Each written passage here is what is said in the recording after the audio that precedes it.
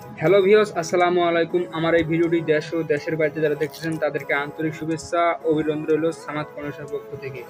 তো আপনাদের যে ভুলের কারণে গাঁথনিগুলো ভাঙা হয়, তো চলুন যে গাঁথনিগুলো আমাদের এখানে ভাঙা হয়েছে, কি কারণে ভাঙা হয়েছে, তো আজকের এই ভিডিওটির মাধ্যমে বিস্তারিত আপনার জানিয়ে দেব। চলুন তার আগে আপনাকে আমি কিছু কাজের কার্যক্রম কথা বলি।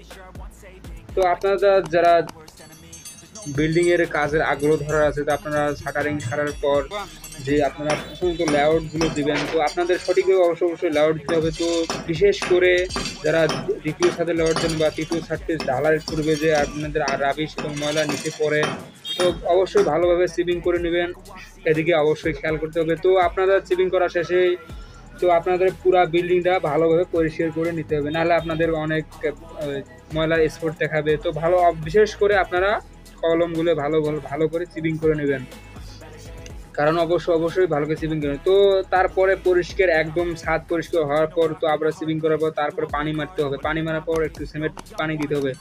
সিমেন্ট পানি দেওয়ার পর আপনাদের বালু ভাঙতে হবে। তো এইভাবে সঠিকভাবে অবশ্যই আপনারা গাঁথুনি করবেন, না হলে আপনাদের গাঁথুনিগুলো ভাঙা পড়বে। তো অবশ্যই কোনাকানি আপনারা সঠিকভাবে করবেন, আপনাদের উপরে ছাদগুলো খেয়াল করবেন। তো এই ভিডিওটি যদি অবশ্যই ভালো লাগে তো একটি লাইক দিবেন। তো আমার ফেসবুক পেজ থেকে তারা অবশ্যই ফলো করবেন, কারণ এই ধরনের ভিডিও আমি সবসময় আপলোড দিয়ে থাকি। তো অবশ্যই আমার চ্যানেলটি যদি আপনারা নতুন দর্শক হয়ে থাকেন সাবস্ক্রাইব করতে ভুলবেন না। তো সুস্থ থাকবেন, ভালো থাকবেন। তো আমরা আপনাদের সুস্থ কামনা করি। তো ধন্যবাদ, সবাই ভালো থাকবেন।